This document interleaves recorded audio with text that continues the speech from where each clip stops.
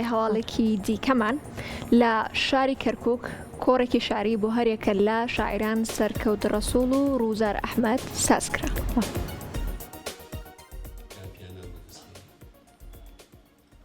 ئێمەژە خۆم بە قەرداری کەرکووک زانیم. لە هۆڵی ناوەندی ڕۆشنبیری دیالۆگ لە شاری کەرکووک کۆڕێکی شاری بۆ هەردوو شاعیر سەرکەوت ڕەسوڵ و ڕووزار ئەحمەد ڕێکخرا. کۆڕەکە لەلایەن لەقەی کەرکووکی یەکێتی نووسەرانی کوردەوە ڕێکخرا بوو. هەردوو شاعیر بەرهەمە شعرەکانیان پێشکەش کرد و ژمارەیەک لە ڕۆشنبیران و هونەرمەندانی کەرکووک ئامادەی کۆڕەکە بوون.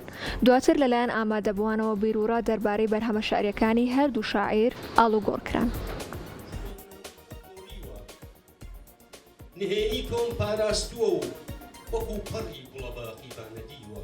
چەند ساڵە بۆ گەنم کردووە کەچی نامژێنم کوورەیەکم پڕ لە گۆزەی شکاوی معریفەت و چیرۆک بۆ چەند ساتێک لە خزمەتی جەنابتان نابین.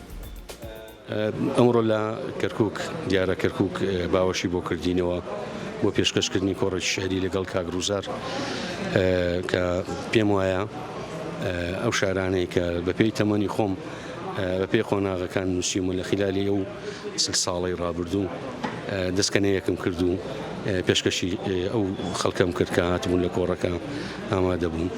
هیوادارم جێگەی خۆی گرتی بێتن و کەمێک قەرزی کەرکووکمان دابێتەوە. ئێمەژە خۆم بە قەرداری کەرکووک زانیم. لەجێی جگەرە خۆرە